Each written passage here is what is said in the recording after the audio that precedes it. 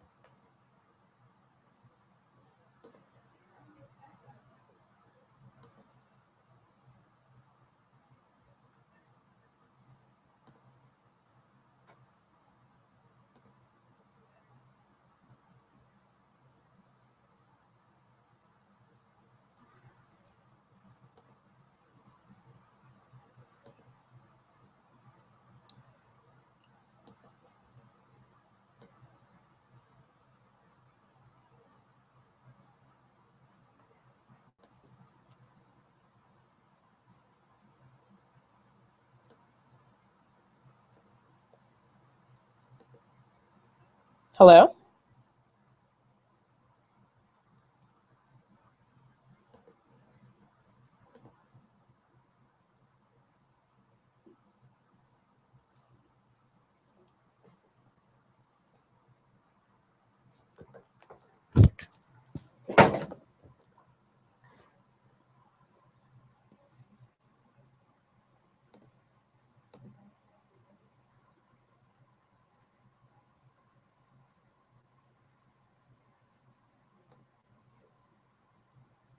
Hello?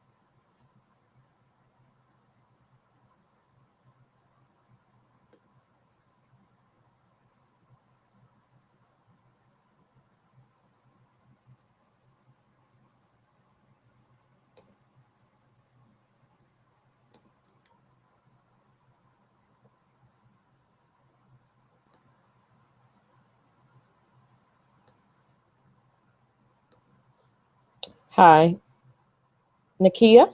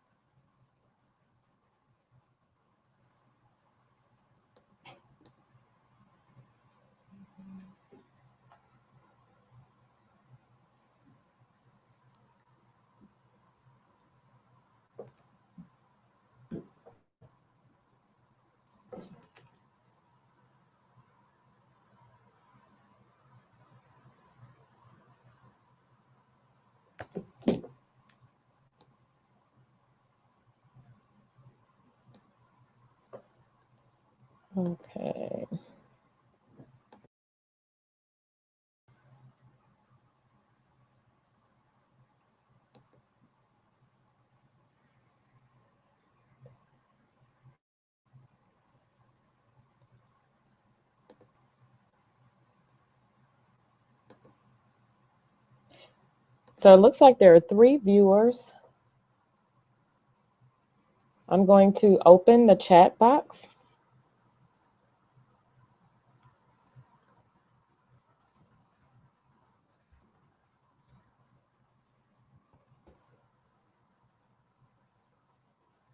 And try to work out the technical difficulty. I got a message from my friend Ivan who says that he can hear me, but I can't hear him. Is that correct?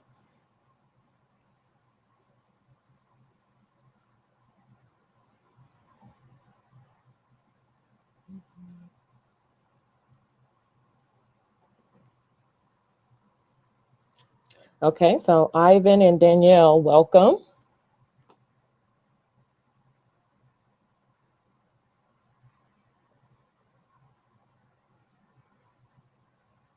I'm trying to work this portion of it out because I want to be able to hear your feedback. I don't see anybody.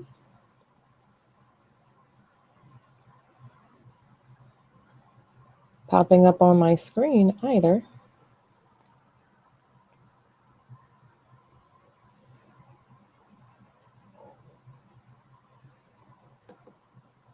Give me 1 second.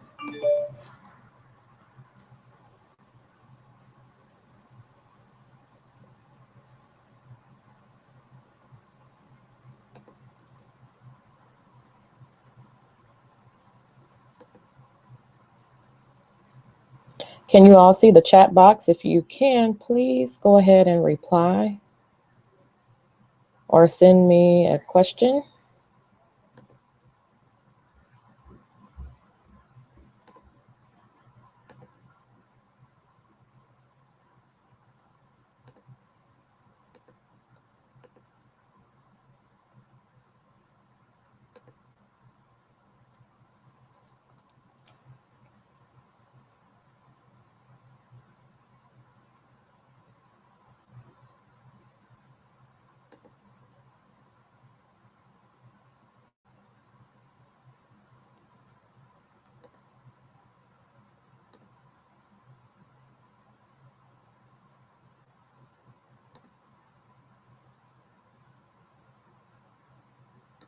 We have 4 viewers on, and I don't see or hear anyone. Give me a second,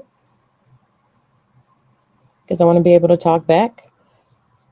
I do apologize. Again, welcome to our Lunch and Learn, the Speakers Bootcamp. I am Shuli Gibson, and I am your host, and we're working out some technical difficulties. I know that we have Ivan and Danielle on the call. Welcome. And I think Nakia is trying to join in, or she has joined in.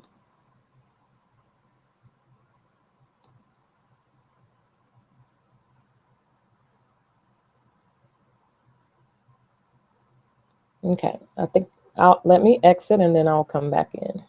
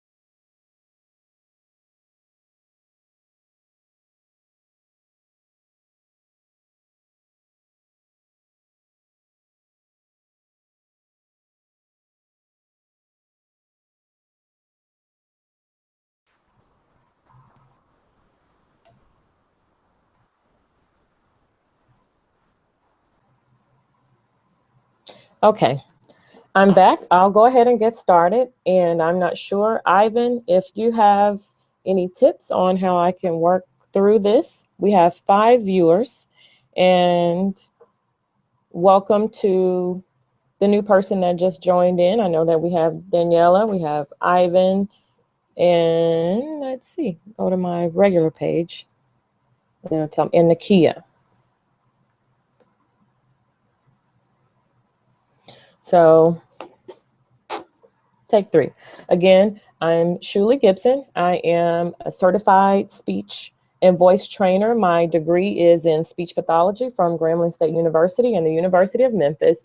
For about 13 years, I have been working with individuals who have communication difficulties, whether it's through some type of medical problem they've had or those who want to enhance their communication skills. Where my passion lies is working with individuals who are trainers themselves, they're public speakers, they have a story to tell, and for whatever reason, they don't like public speaking, or they're working on perfecting their public speaking skills, whether it's just stage fright, a little bit of butterflies.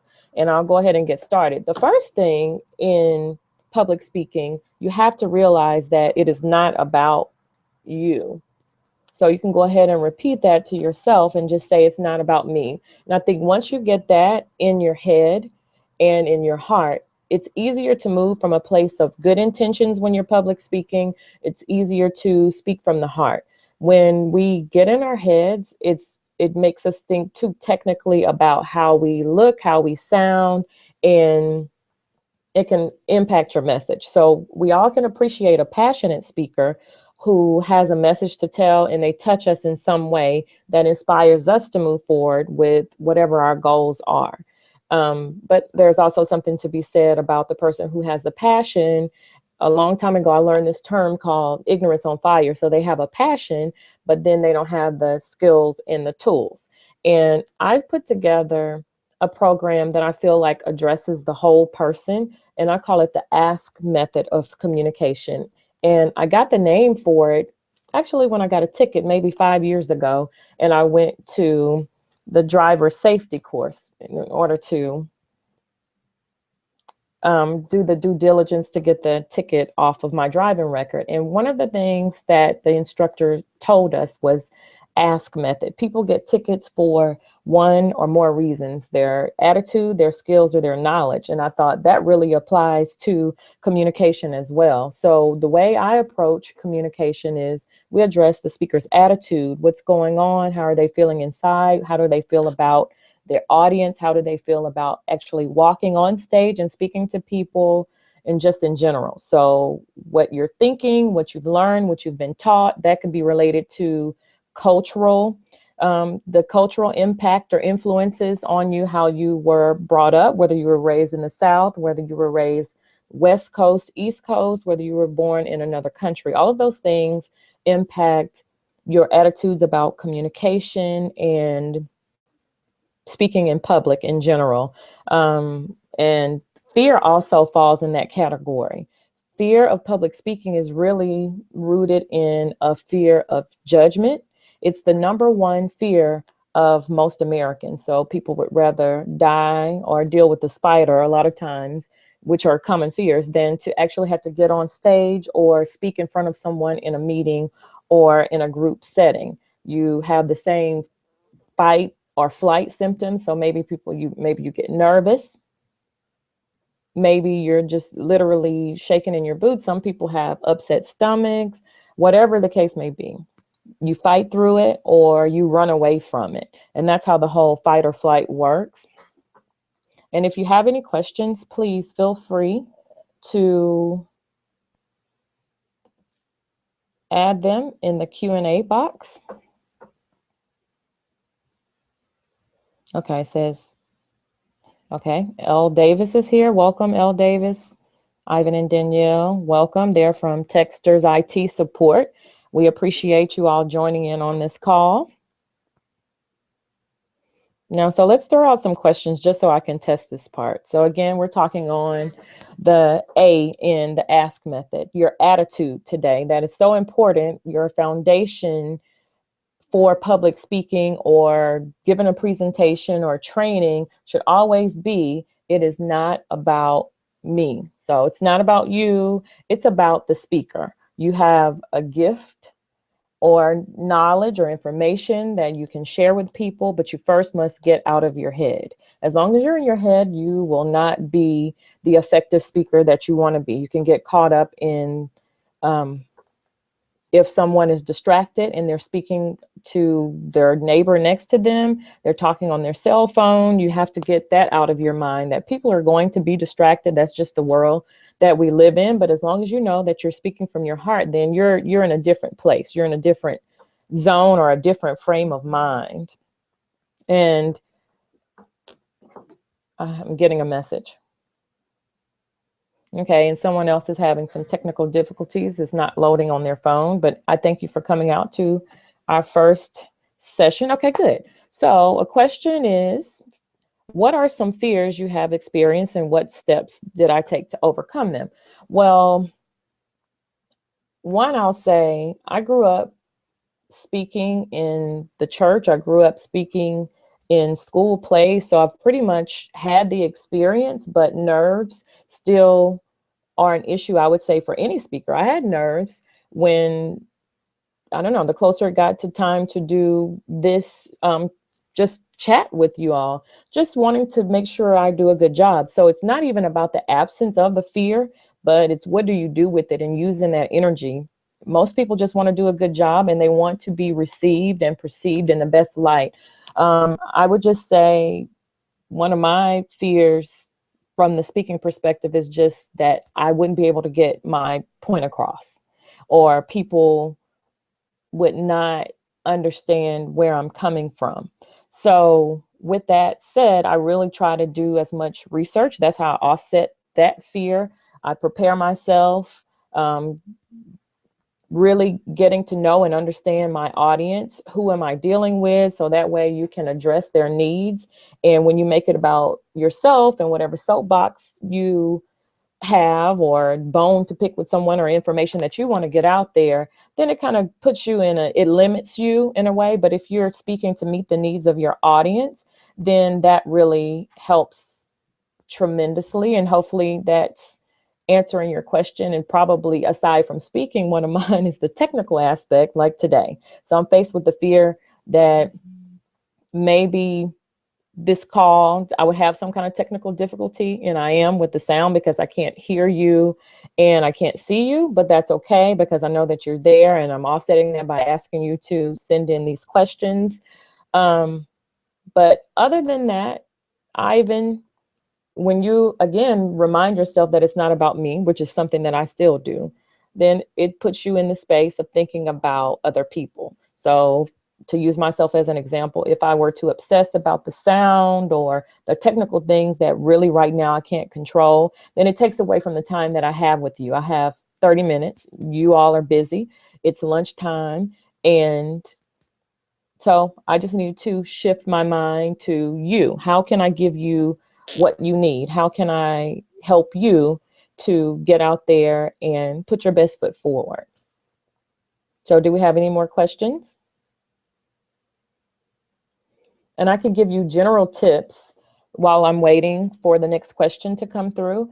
One of the ways that you can prepare is wear something comfortable that makes you feel confident. This might not be the time to try out a new outfit, some new shoes. Wear something that where you makes you feel good, you look good, you don't have to pull and tug at it or adjust and fix it. A lot of times if we have a new event or something we're excited about, we could run out and get a new haircut, try a new barber, try a new stylist, try a style of clothing that we've never worn before. But it's just stick with the familiar here because you have enough things to consider than to have to worry about you. Those kind of things make you focus on yourself. So that's one thing. And then arrive early. So if you arrive early to an event, so if you have a speaking engagement, then you can get the lay of the land and start to feel more comfortable. You see how the room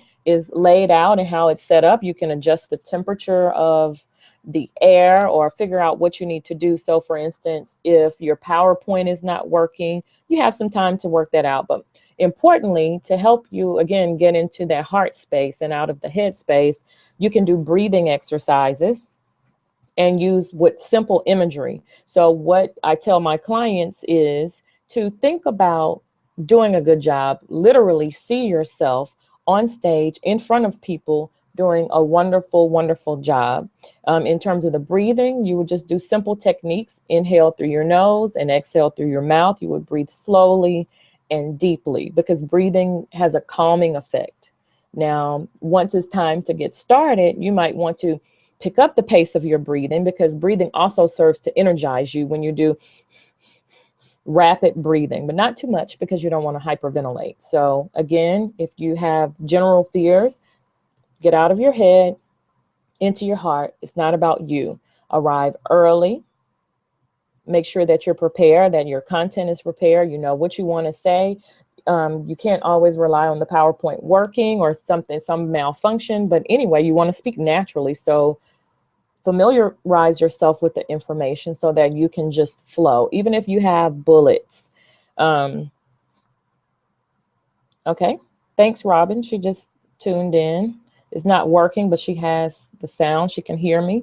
So Robin, if you hear me, if you have questions, feel free to ask us questions. Right now, we're just talking about how to overcome the fear of public speaking and to move past the nerves.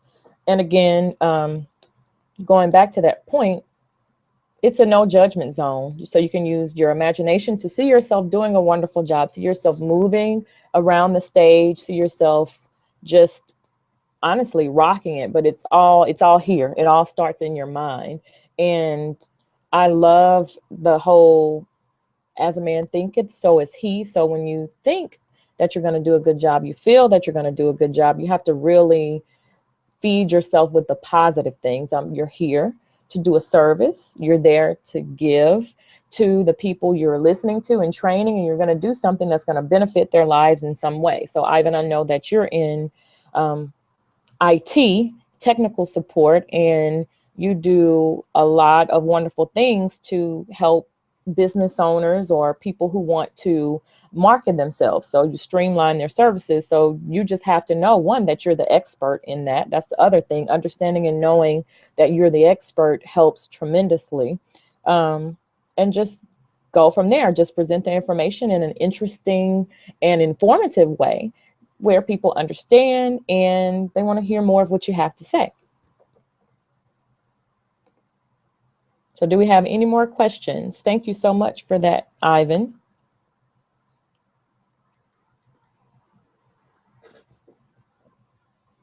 So we're doing a little Q&A. We have about 7 minutes left on this call.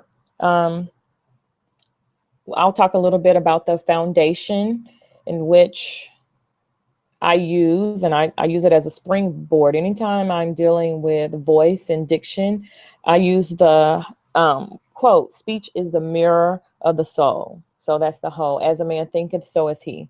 I feel like whatever is going on inside comes out. It shows up in our voices. So if you're tired, if you're sad, if you're angry, all of those things can be reflected in your vocal quality. And so I think it's so important, again, in getting your message across, to do the inside work. That's all that suggests to me. So we're on attitude today. Next time we talk, we'll get a little bit more into the skill of public speaking. But today was all about getting your mind set to speak and understanding that you have a purpose. And when we don't operate in our purpose, then it can actually hinder someone else from moving in their purpose too. So you have to know that you are an answer, because somebody trained me. They answered a question that I had, a need for training, a need to learn more in my field so that I could help other people who may not be in the field of speech and voice training,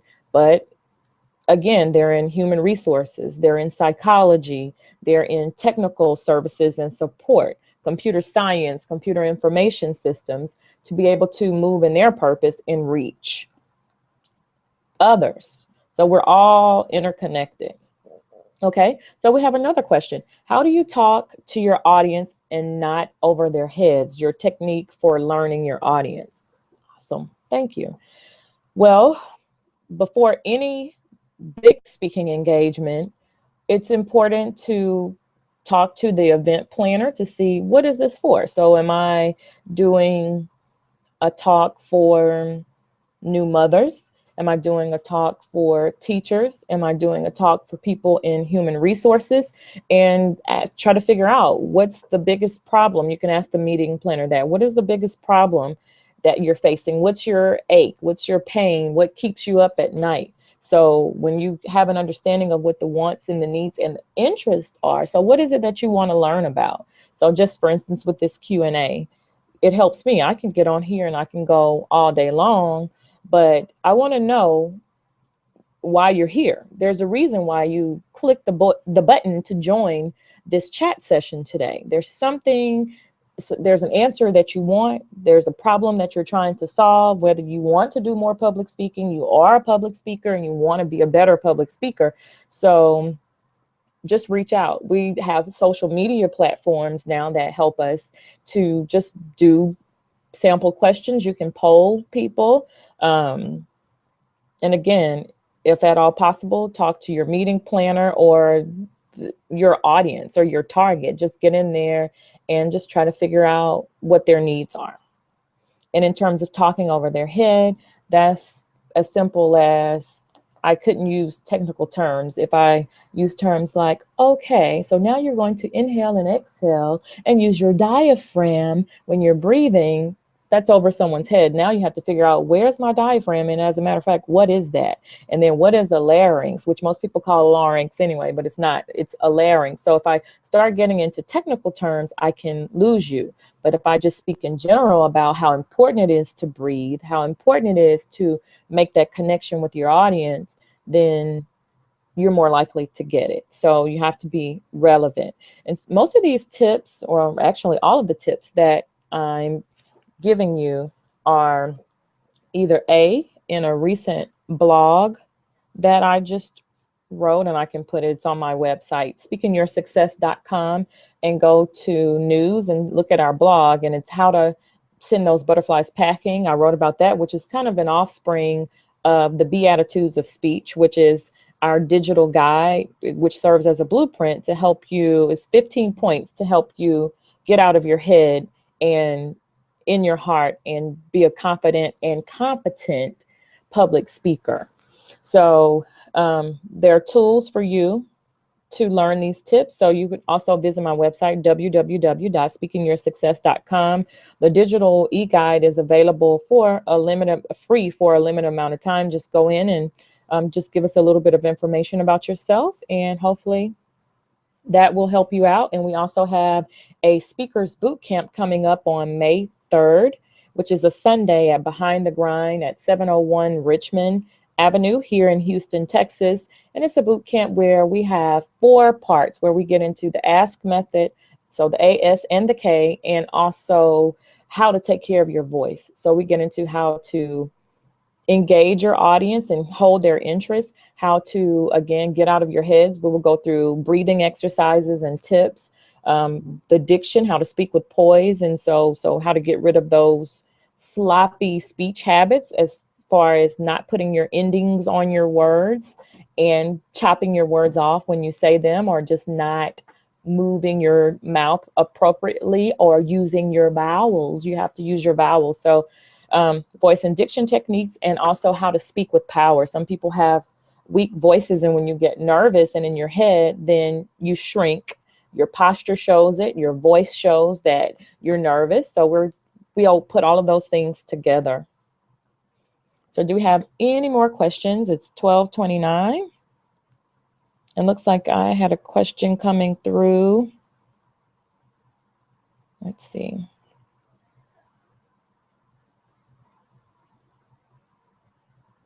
Oh, this is somebody that was trying to join the call.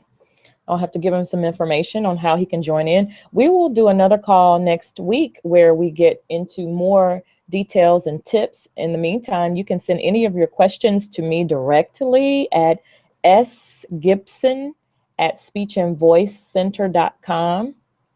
Or if you are our friend on Facebook at the Speech and Voice Care Center of Houston, you can also send questions and I can address anything that I didn't talk about today. I would love to cover for you, and make sure you invite other people, and hopefully my sound will be working at that time, because I want to be able to see you and I want you to talk back.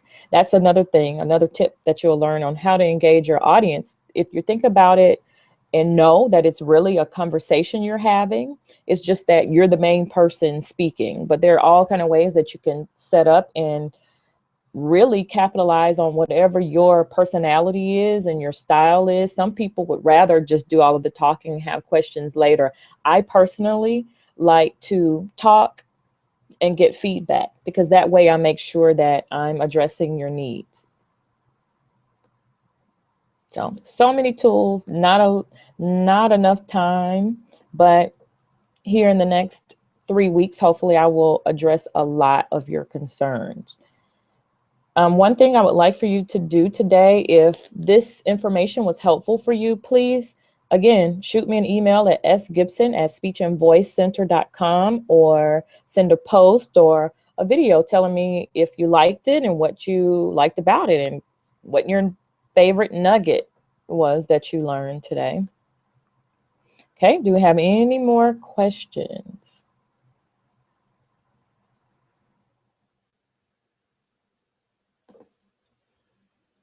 Let's see. Is there anything going on in the chat?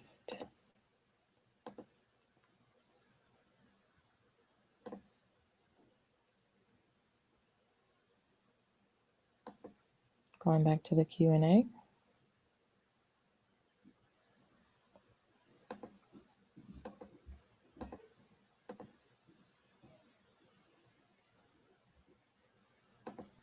Okay, going through everything that I've addressed to make sure I've taken care of everything that was in queue.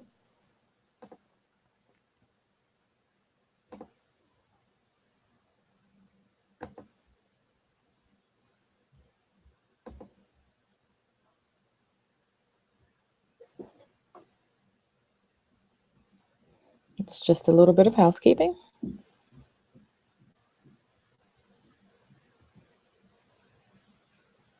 So this is my first official Google chat. I thank you for those who attended and worked with me. We got started a little late. Next time, we'll have it all figured out. I hope you enjoyed and you got some information that'll help you. So just go and have a wonderful and productive day. We'll be back again next Thursday, same time, same place, addressing more of your questions. Again, today we talked about in the ask method, your attitude. So you have your attitude, your skills, and your knowledge. And so when you can really work and master those areas, you are well on your way to becoming a confident and competent speaker. Thank you for joining us for the first warm-up that precedes our Speakers Bootcamp that's coming up May 3rd. I will put more information for you if you would like to sign up, reach out, download the ebook. Thank you very much and have a wonderful day.